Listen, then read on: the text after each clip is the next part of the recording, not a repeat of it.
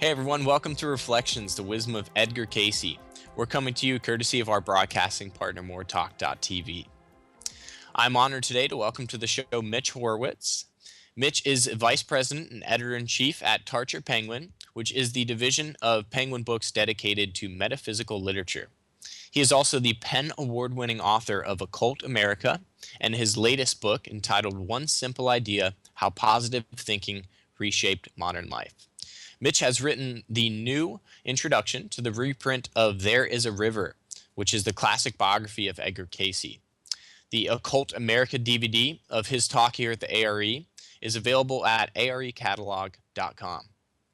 Mitch frequently discusses spiritual issues in the national media, including CBS Sunday Morning, Dateline NBC, and NPR's All Things Considered. He is also the host of Origins, a new web series on the history of superstitions. And Mitch also narrates popular audiobooks including Alcoholics Anonymous and the Jefferson Bible. His website is mitchhorowitz.com. Mitch, thank you so much for joining us today on Reflections, the wisdom of Edgar Cayce. Thank you. Glad to be here. And as a first question, I'm curious, how did you first get introduced into kind of researching and writing about New Age and occult topics? Well, for years, I worked in New Age and metaphysical publishing, and I began to notice that I was coming across the work of a great many American metaphysical and occult figures, ranging from Paul Foster Case to Ernest Holmes to Manly P. Hall to Edgar Cayce. And I found that they all had something in common, which was this core set of values. They wanted spiritual teachings, esoteric spiritual teachings, to be available for self-help purposes to the broadest possible public. And they all carried this through their lives as a very heartfelt ethic. It was at the back of their work. And I felt that their stories, these great American metaphysical pioneers, their stories had never fully been told. They had never fully been understood. Our culture didn't know how to digest them. So that got me interested as a historian in talking about their backgrounds, their lives, their successes, their failures. They were just extraordinary figures that our culture has never understood how to integrate. How do you see Edgar Cayce as playing in the history of New Age and occult figures? Well, Cayce has been so important to the development of alternative spirituality in the Western world for two reasons. The first is that he helped to popularize a whole catalog of spiritual therapeutic topics and natural health topics. Terms like karma, reincarnation, sun sign, meditation, concepts ranging from massage to energy medicine to natural healing are all very domestic terms that everyone has heard, most people have some opinion about. But Cayce, before and just after World War II, through his readings, popularized these concepts that many Americans up until that time had heard very little about. So Cayce created a catalog for the dawning New Age. That was one aspect of his importance to the growth of Western alternative spirituality. The other aspect, which I personally find even more important, is that Cayce was such an extraordinary ethical presence. He defined Christianity as a religion for the independent seeker in the 20th century. He was so deeply informed by the Christianity of his youth and his adulthood, and he was so unwilling to just throw out a whole catalog of spiritual topics without syncing it with the ethics of the Gospels and the moral idea at the heart of Christianity, that he labored through most of his adult life to create a kind of universal approach to religion where ideas from the East, such as karma and reincarnation, or ideas that might be considered pre-Christian in origin, such as the existence of Atlantis or certain concepts in astrology. For him, for those things to be true, they had to sync up, they had to coalesce with the ethics and the moral vision of the Gospels. And I think in his person, in his philosophy, in his readings, he succeeded in that. So he created almost a new window on religion, and he gave an ethical foundation, an ethical backbone to the development and growth of New Age spirituality, which I think placed a permanent and very productive mark on the growth of our alternative spiritual culture in America. So Cayce popularized the catalog of alternative and New Age ideas, and he also gave the culture of the New Age, the dawning culture of the New Age, a very strong moral foundation through the vigor of his own spiritual search. Right. And you've been quoted as calling Cayce a true American. And I'm curious, what does that mean to you when you say Cayce is a true American? Cayce believed that continual self-improvement was not only a possibility for the individual, but a kind of moral obligation, that we were put here by a creator to be generative, to be productive, to grow. And he harbored this very key American spiritual idea, which is that spirituality should aid and abet the individual's growth on earth and in realms beyond. For centuries, our ancestors viewed religion as a matter of personal salvation. And Cayce certainly didn't move away from that view, but he added to it the idea that religion was not only a matter of personal salvation, but it was also a means of healing, a means of personal growth, a means of practical self-improvement, a means of problem solving. And that's the American spiritual vision, which Cayce embodied in a very great way. This idea that religion is not only to manage matters of our soul, certainly that's crucial and central to all religion, but it's also a tool of therapy, meaning, generativity, self-help, problem solving. So Cayce had this very practical vision that really is at the heart of American spirituality. That is the contribution of contemporary American spirituality to the world. Absolutely.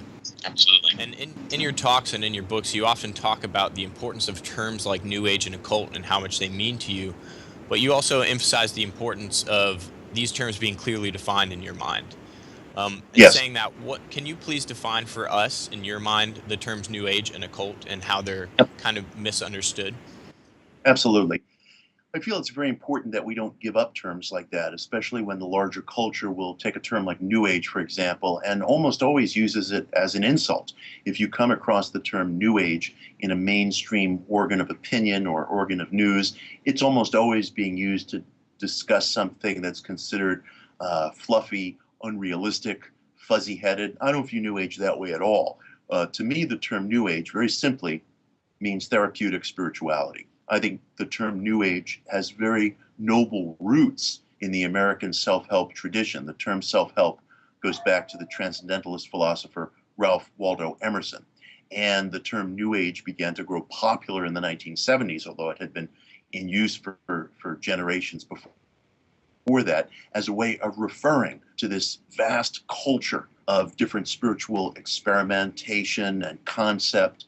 And the term New Age came to connote the way the individual spiritual realms for therapeutic answers. New Age is therapeutic spirituality. It's a culture that welcomes a vast range of religious and ethical expressions, that encourages the individual search for meaning. I think it's a noble term, and I'm proud to have the term New Age applied to myself. It's not a term that I would run away from, and I think those of us in the metaphysical culture should actively use that term and not allow it just to become an epithet that we come across every now and then in newspapers and magazines that are intended to put people down for having fuzzy or unrealistic beliefs. I personally wear the term New Age quite gladly. I think it's a noble term with very sound roots. Likewise, the term occult was simply a term that was come up with by scholars during the Renaissance who were looking for a way to talk about the spirituality of the ancient world that had largely vanished in the Renaissance world following the Dark Ages. They were talking about and probing the spirituality of ancient Egypt, ancient Greece, ancient Rome, and these religions and temple orders had all vanished as institutions. So Renaissance scholars were trying to figure out a way to refer to these ancient traditions that belonged to a vast culture that no longer had any institutions in the Renaissance European world. So they arrived at a Latin term, occulta, which very simply meant secret or hidden, because to them these things were newly discovered relics of an ancient world that had been hidden, that had suffered a discontinuity during the Dark Ages. So they referred to these things as occulta philosophia, or hidden philosophy, lost philosophy, unseen philosophy. They didn't have any sinister attachments to the term occult as it came to be known in English. It was just a shorthand for them to talk about the vast geography of religion that had belonged to the ancient world and that they were trying to reclaim. And it tended to become this term that referenced everything from Kabbalah to the Greek mystery religions to the temple rites of ancient Egypt, things that existed in a small collection of manuscripts written in Greek and Latin that circulated throughout the Renaissance world. So it was only later, when there was a backlash against all this spiritual rediscovery, that the term occult became layered over with sinister connotations. But again, it's one of those terms that has historical integrity, and I don't think we should give it up. It has a certain romance to it. It gets people's attention, but it should get people's attention because it does connote mystery. It does connote intrigue. But those who originally used it didn't have any sinister connotations with it at all. And I think it's a term we should use for its historical integrity. Right, absolutely. And you raise a great point that it does. It gets people interested. It certainly draws people. I think everyone has that innate draw to discover things that are unknown, and it helps to bring people to that. It really does. It communicates something very intriguing about the human search. Yeah, absolutely. And that brings us to, I want to talk a little bit about your incredible book, Occult America. And I'm curious, why were you drawn to writing this, and what has the response been like since it's been published for years?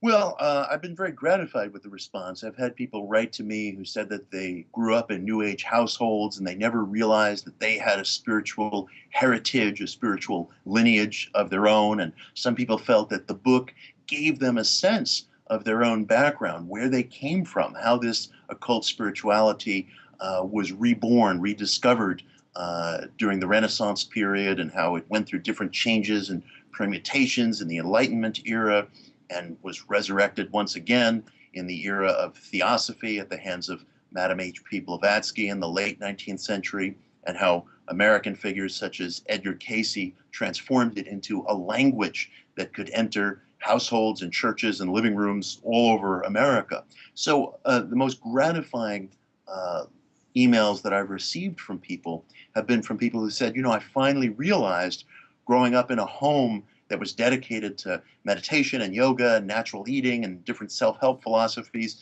that we weren't just the wingnuts down the street, but that in fact we were part of a broad New Age culture and history, that we have a heritage, we have a lineage. And that's been just hugely gratifying to me. And that's largely why I wrote the book, because I felt that these occult and esoteric traditions have been such an important and productive part of American history. They needed to be accounted for in our religious history. We can't understand ourselves as a nation unless we understand some of the esoteric currents that have shaped us as a nation. In the previous presidential election, we almost had a Mormon president. Well, Mormonism as a culture came out of what was called the burned over district in upstate New York in the early 19th century, which was this wonderful ferment of religious and spiritual experimentation. This was a place where Americans felt a thread of connection to some of the Renaissance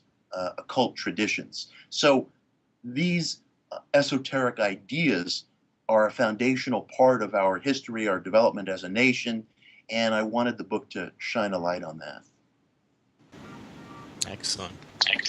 And it seems that this is such an important part of what you believe as an American we should know. We should understand our mystical roots. And in saying that, do you think we're doing a disservice not teaching this to our children? And do you take that responsibility upon yourself to help educate? Yes, I think it's very important to teach this to our children because I think that the deepest purpose of our country, the deepest purpose of America as a nation, is the protection of the individual search for meaning. And as long as we as a nation are ensuring that individuals who have varying ideas are not only permitted but encouraged to pursue these ideas to their fullest extent, I think we are succeeding as a country. I think something is working in America when there's a tremendous amount of religious diversity, and we see it almost as a sacred national mission to protect the individual's right to seek his or her own definition of meaning. So teaching that to our kids is not just good history, but I think it feeds the waters and the soil of our nation today. It's a barometer by which we can determine whether America is working. Absolutely.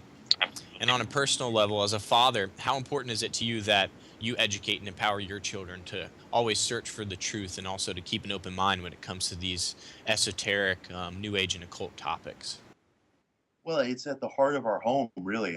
We have two boys, ages 8 and 10, and I try to expose them as best I'm able to all of these different interests and ideas. They know about Edgar Cayce. You know, he's the kind of guy who shows up on refrigerator magnets in our living room.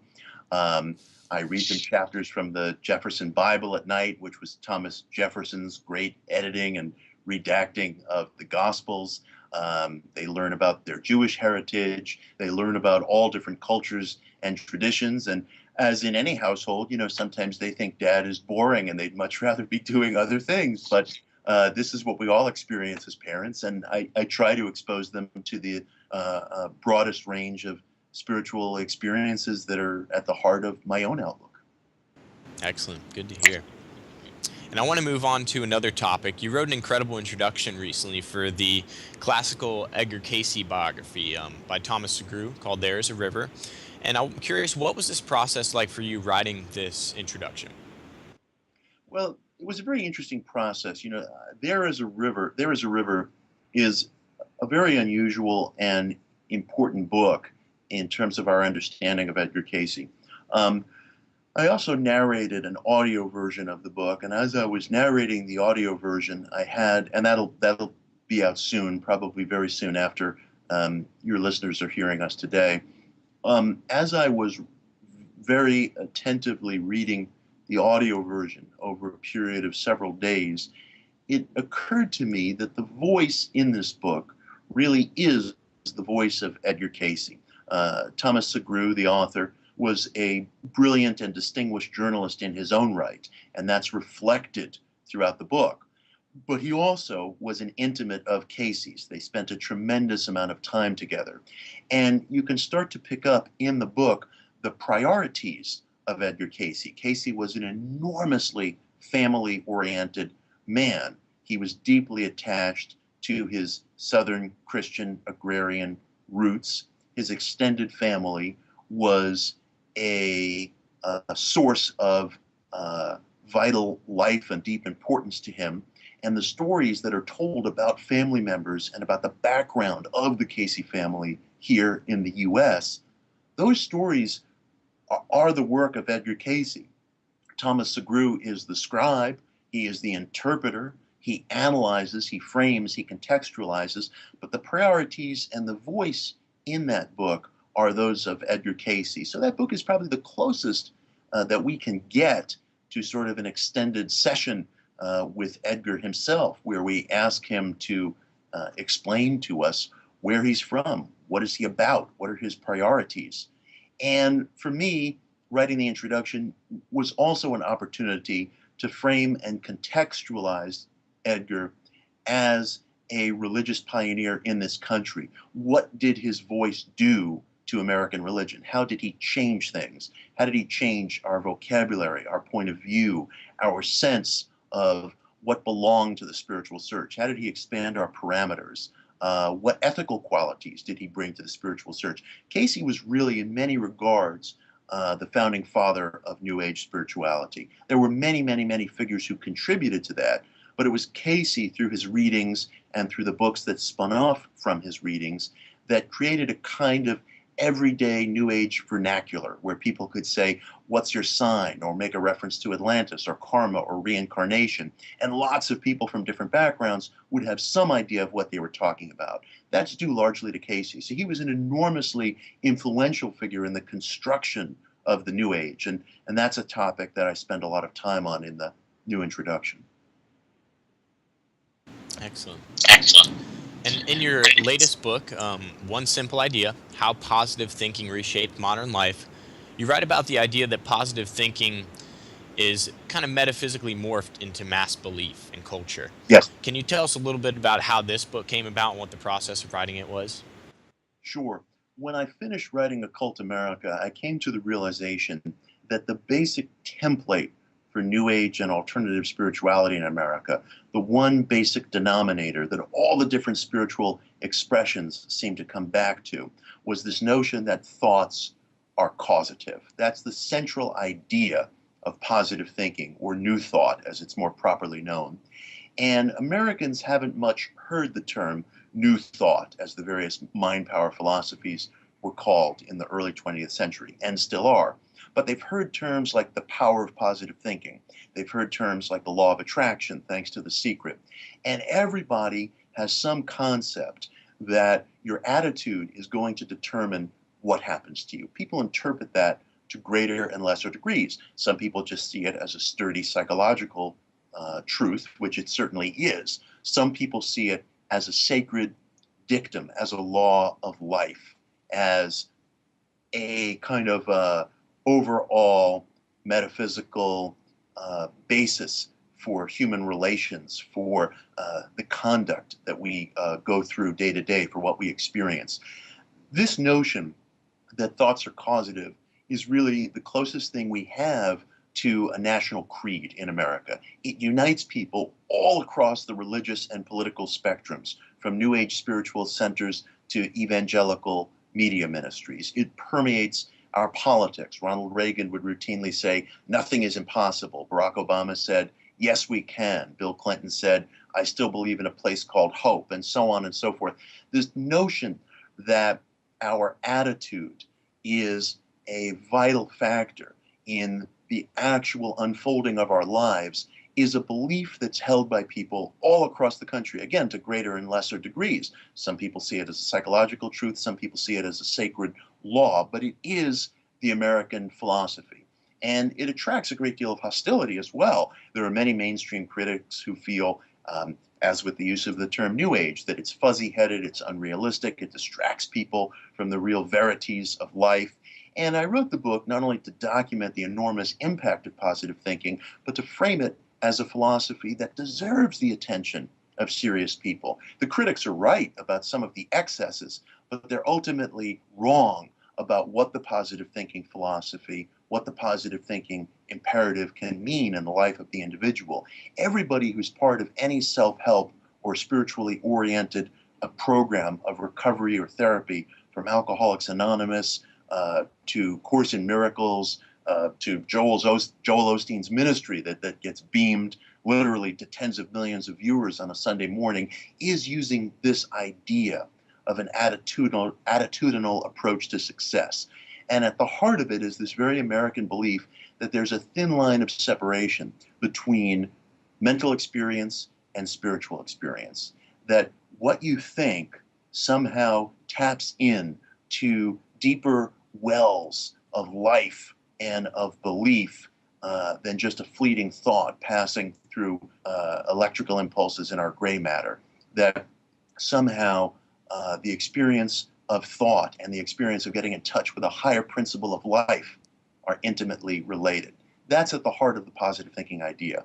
So I felt as though positive thinking, rather than being this kind of sing-song philosophy that belongs in page-a-day calendars and, on inspiring refrigerator magnets, is actually a very deep part of American life. We need to understand where it comes from, who its main players are. I've mentioned some of them in our conversation, figures like Ernest Holmes, figures like Neville Goddard, figures like Mary Baker Eddy. These were vital, fundamental spiritual pioneers in the Western world and in this country in particular.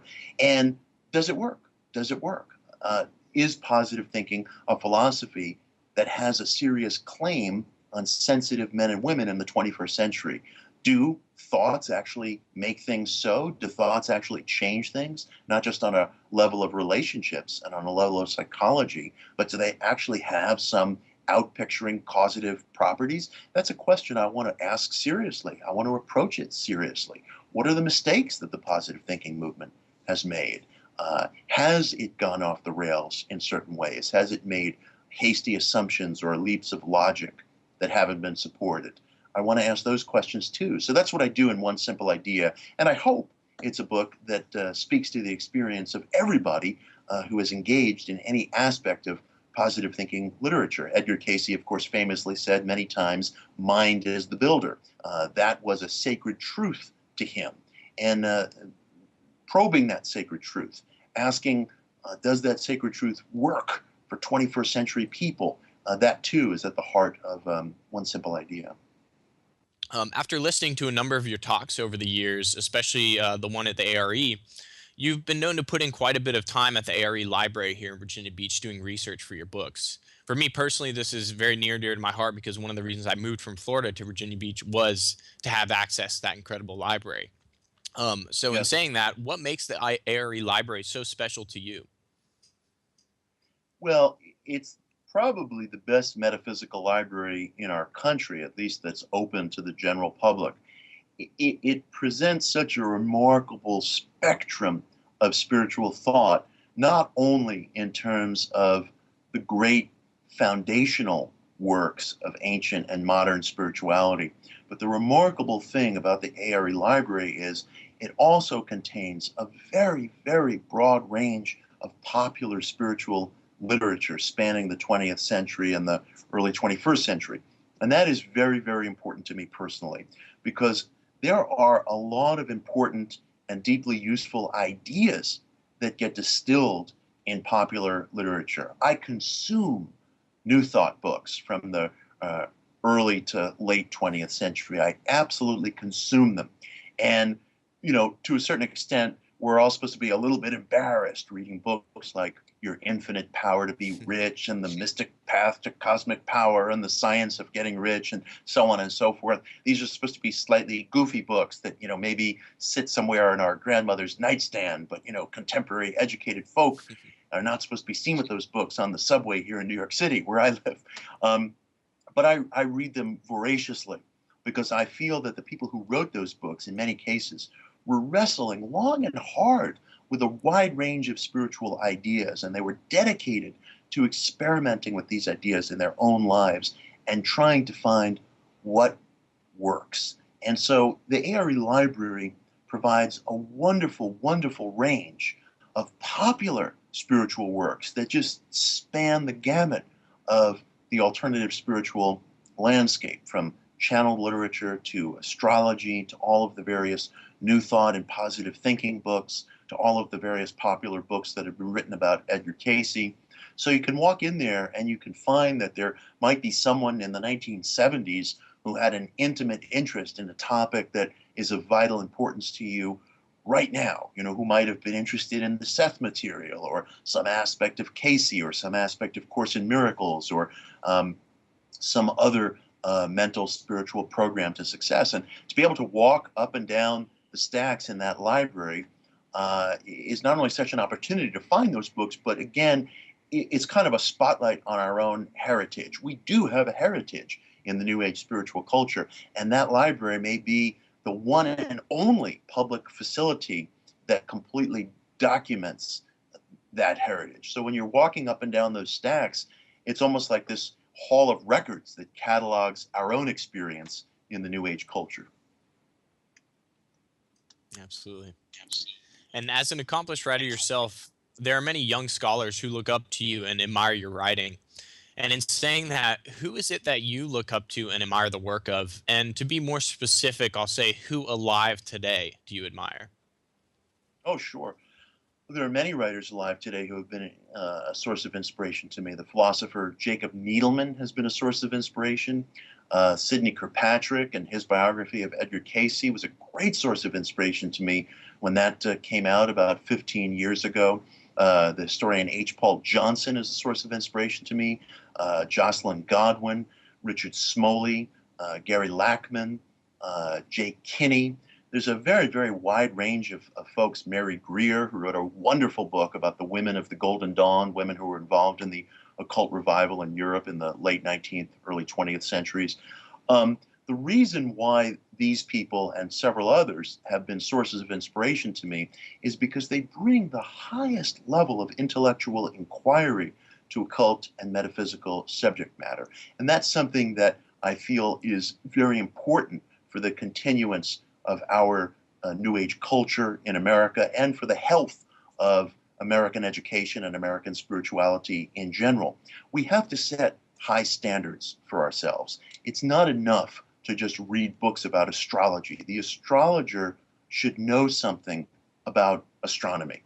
The person who's interested in energy medicine should know something about mainstream medicine. The person who's interested in Kabbalah should know something about the Hebrew language. The person who's interested in yoga should know something about the history of yoga.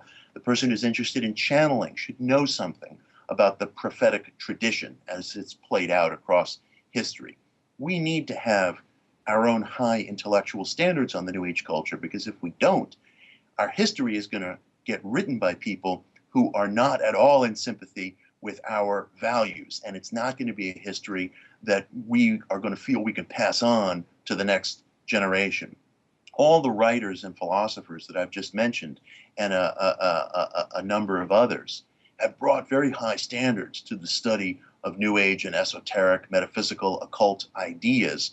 And that's very important, because without that, we will lose the thread of our own heritage, and our own alternative spiritual and New Age cultures will wither. Our history will not get written. Our stories will not get told. The quality of our search will suffer, and the quality of American letters will suffer. So these are figures who, for me, brought the highest journalistic and scholarly and historical standards to their studies, and they showed me that it could be done. They're all living figures, and they showed me right here and now in our generation, we are doing it. So that was inspiring to me. And Mitch, within your writing and your books, you do an incredible job of uncovering this line, this thin connection that has gone all throughout history, of the general interest of the humans in these esoteric, metaphysical, New Age, occult ideas. And in saying that, as we look forward into the future, do you see our time? Do you see the time we're living in now as it may be looked as kind of another renaissance of New Age thought and occult philosophy? Well, we live in a strange time right now. ESP research, for example, which is something that's very important to me, is underfunded all across our society, and actually within academia and within opinion-making journals. Psychical research, ESP research, by and large, has a terrible reputation, and that's not the fault of the researchers themselves, but they have gotten layered over with these kind of continuing attacks from people who are such vociferous critics of any kind of ESP research that they've almost created a kind of counter fundamentalism in a certain sense. It's very difficult for legitimate ESP researchers to communicate with the public, to get adequate funding because of these various attacks on their work, which are shallow but also very skillful. And when journalists are writing about ESP research, they usually wind up writing about it from the position of those who are criticizing its very existence. Some of the brightest and most powerful voices in media are people who have very little respect for the question of the individual spiritual search. And then you have certain fundamentalist voices which don't do us any better. Organizations within the New Age culture in many cases are having trouble retaining members. A.R.E. is thriving, but I think A.R.E. unfortunately is the exception. There are many other spiritual organizations who have a long and august history in our country who are having trouble making a go of it. The yoga studios aren't having any problems, and the weekend retreat centers, by and large, aren't having any problems. But the organizations who maintain libraries, magazines, host conferences, membership lists, they're having some problems. So we are at a kind of a crossroads right now, and I don't know, of course, how our generation will be viewed. I do think that, the internet has on one hand, presented a tremendous opportunity. After all, you and I are conducting this exchange online right now, but it has also made it difficult for journals and magazines and other things that help to nurture the spiritual search to exist in quite the same way. It's made it possible for people to join various social media pages and organizations, but perhaps less likely to have physical membership and attendance in some of the organizations that have nurtured some of these ideas. I think it's very important that those of us who care deeply about New Age ideas be well-rounded, that we have a good background. I was sort of alluding to this before. If you're interested in astrology, well, know something about the sidereal star system. I think we all owe it to ourselves to be informed, to be well-rounded, not to allow the critics to have an easy time of using terms like New Age in a kind of denigrating way. And the reason why that's important is because it helps give permission to other people to embark on their own spiritual search, to drink of the various waters that are available out there. I don't like to see any idea or movement get defined by its critics or get treated in a glib or shallow or shorthanded way. So I think it's incumbent upon us as individuals to be well-rounded, to support the various institutions of the New Age culture, A.R.E. among them. I hope at some point there will be a turnaround in the attitudes towards psychical research, because I think right now the voices of the critics have served to not derail but delay some of our research and progress into psychical research, because their voices have been so overwhelmingly successful. Voices of the critics, that is. Probably, just given the nature of things, we're due for some sort of a turnaround. Life seems to be seasonal. As soon as we're in the dark of winter, spring is not far off. That just seems to be as basic a law of life as it is a law of nature. So there may be some turnaround. I personally don't see signs of a new flowering of New Age culture right now. New Age is an evergreen on the American scene. It's a fundamental, vital part of American and Western life. So it's certainly never going to go away. It's a basic part of our development and our culture. I don't personally see signs of a new renaissance in metaphysical and New Age ideas right now.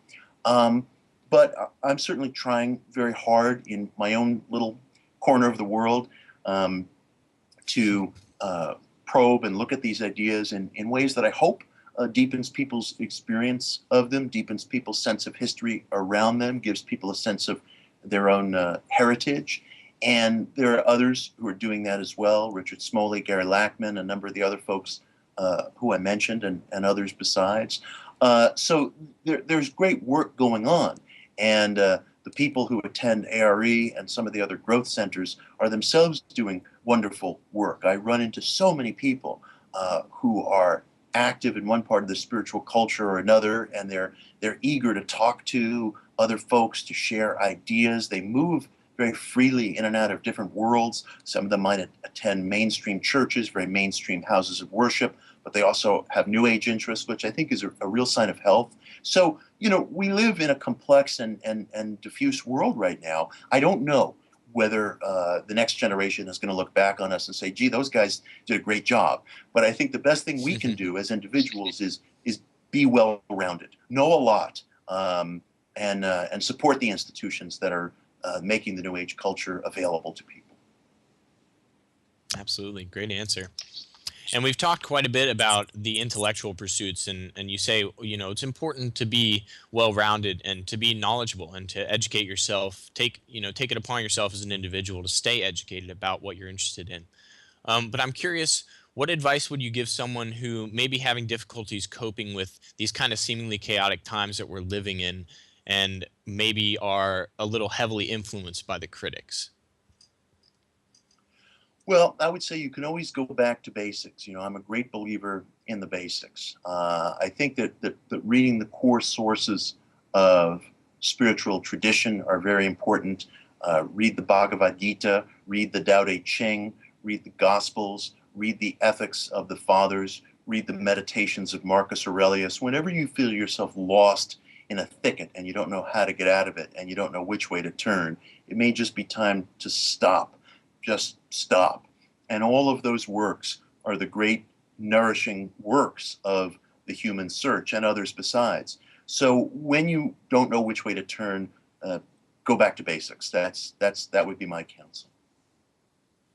Excellent. And I want to talk a little bit about your web series Origins. Can you tell us a little bit about how that came about and what the response has been for that? Sure. Origins is a web series on the history of superstition, and we created 13 episodes. Each one is about 90 seconds each, so you can probably work through the whole thing in about 25 minutes.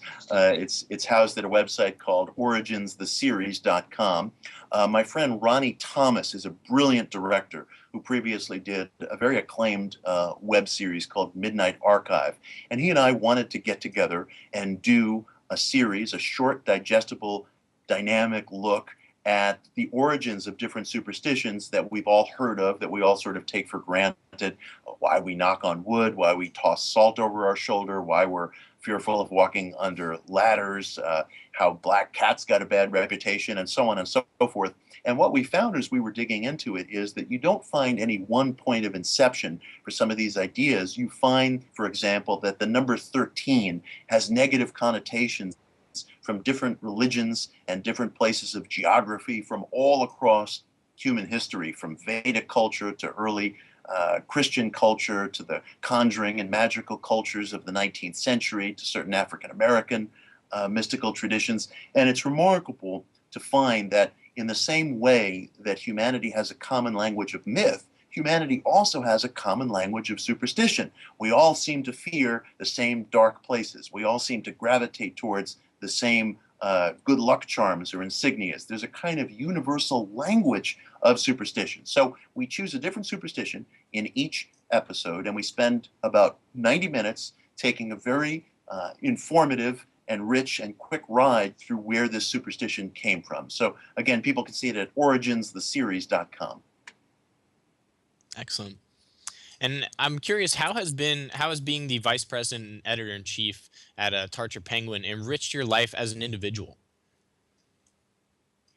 Well, what was so helpful to me when I first came to this publishing house about, now it's 17 years ago, was when I came here, frankly, I was directionless. I didn't know what I wanted to work on within publishing. I had been in publishing for several years. I had worked in political publishing. I had worked in different branches of nonfiction publishing, but I had no mission. I had no sense of purpose. And as I began to dig into the backlist of this publishing house, which is one of the early New Age and metaphysical publishing houses in America, I began to find a whole range of ideas that were extraordinary to me.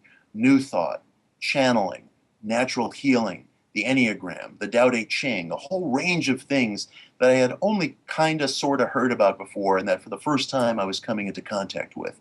And I realized that the roots of this publishing house and the roots of this subject matter were just filled with life, filled with possibilities, filled with options. And I wanted to learn more about these things, and I wanted to create a place where people who cared about these things could be published in an atmosphere of great seriousness and dignity and care and concern, as well as commerciality.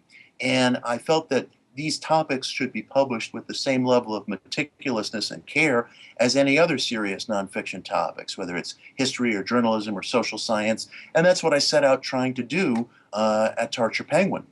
So it was very exciting to me because it gave me a sense of purpose. It gave me a sense of meaning, both within and without. I knew that I wanted to frame and publish and document this material, and that I wanted to participate in it. So I have to consider myself very lucky for having arrived here. Yeah, absolutely. Wonderful. And I'm curious, as you were doing your research for writing the introduction to There's a River by Thomas Segru, were there any facts or events that you uncovered about Edgar Cayce that are very much lesser known things that were kind of came as a surprise to you that you might be able to share? Yes. One of the things that interested me is that there were 4 different occasions in Cayce's life where he reported being visited by this mysterious, large, Persian-seeming man who was dressed in white and was wearing a white turban. And Cayce was under the impression that this man belonged to the lineage of the great Mahatmas, or masters of wisdom, that Madame H.P. Blavatsky, the founder of Theosophy, said had visited her. And Cayce recorded 4 different instances in his life where he said he was visited, apparently, by one of these adepts or hidden spiritual masters or Mahatmas that had visited Madame Blavatsky. He didn't have any regular conversation or contact with them. These experiences were separated by several years apiece. They were quite brief, but they occurred at certain points in his career where he needed a vital bit of encouragement or a vital caution, or he needed some verification that he was on the right track. And Cayce said that's how he got it. So it was interesting. We tend to think of ourselves as occupying different houses, but in a certain sense, we're all really under one great big roof, because part of Cayce's tradition coalesces with the tradition that Madame Blavatsky described. So that was very interesting to me. Absolutely. And again, looking ahead in the years to come, I know we kind of talked about our generation and how it'll be looked at, but I'm curious, what role do you see the work of Edgar Cayce and the A.R.E. playing as we move forward into the future?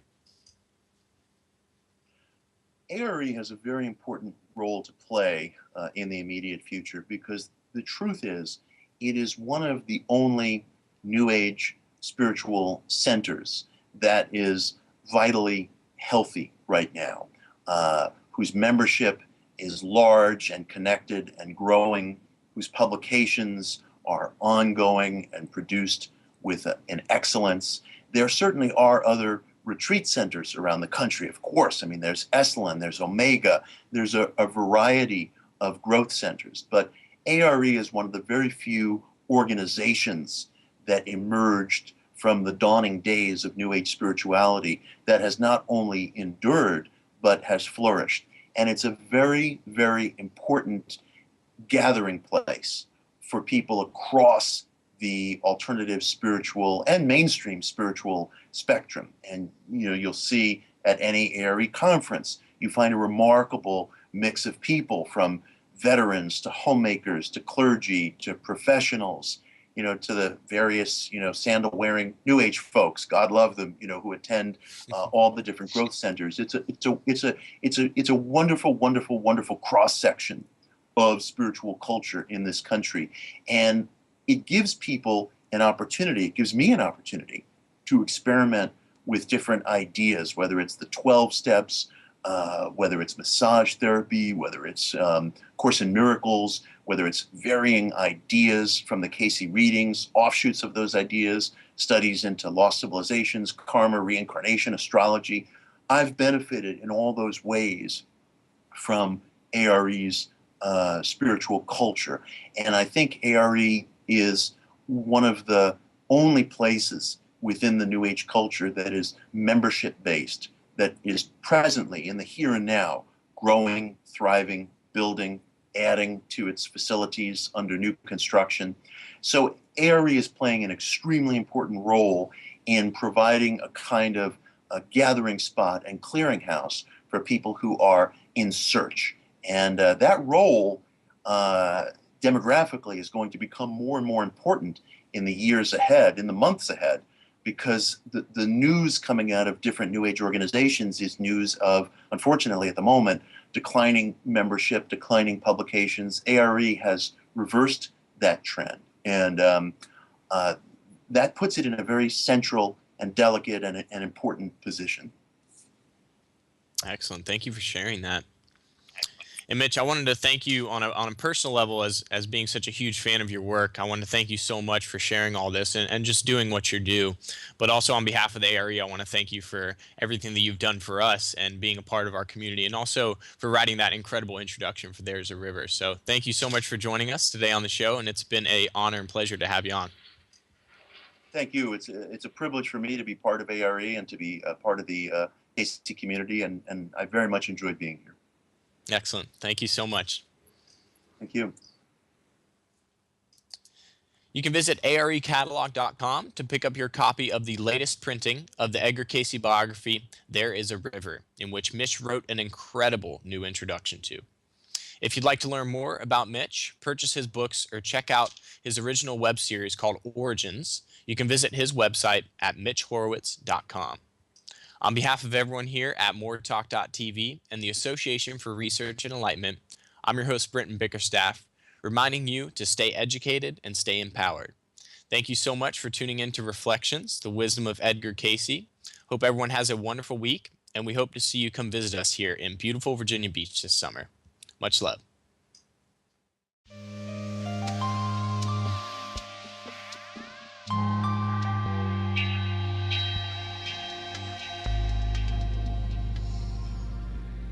And now it's time for the thought for the day here on Reflections, the Wisdom of Edgar Cayce. And joining me for the thought for the day, as always, is Dr. Bill Austin. Bill, thank you so much for joining us today on Reflections. Oh, my pleasure. Thank you again for having me. Always a treat. Of course. Thanks, Brent. And if you can go ahead and read the thought for the day for our listeners today. Be happy to. This thought comes from reading 262-3. They that would have cooperation must cooperate by giving of self to that as to be accomplished, whether in the bringing of light to others, bringing of strength, health, understanding. These are one in him. You know, the Cayce readings use cooperation in a really wonderful way. I was listening to a young mom the other day talking to her 3-year-old son, saying, "You need to learn how to cooperate with me." And I'm thinking, oh yeah, I heard that before. You know, that means you need to do what I tell you to do when I tell you to do it. And so it was all centered around what had to be done at the moment. You know, I mean, it was really kind of in the physical plane. But when Cayce talks about it, when the readings talk about it, it's cooperation with God. It's cooperation with the Spirit. It's a cooperation with the Christ consciousness, the divinity within. And because when he's talking about, you know, bringing of light, bringing of kindness, you know, bringing of strength and health and understanding, it's on a much deeper level. That chapter in The Search for God on cooperation is a real eye-opener. It's really not cooperation with what I want or cooperation with another so I can get what I want through that situation. It's cooperation with the divine forces that we have to really step back, let go, and be receptive to what those creative forces have to teach us. I think it's a wonderful reading, this thought, and also a wonderful chapter in the Search for God book. Yeah, absolutely. And you mentioned that this was the the first chapter in Search for God, and Cayce made it so clear through his readings that before we can accomplish anything, we all need to learn how to work together, and we all need to kind of, in a sense, get on the same page. Meaning, we have a set ideal, we know that what we're working towards, and we're trying to gain, a deepened spiritual understanding, which is the core foundation of cooperation.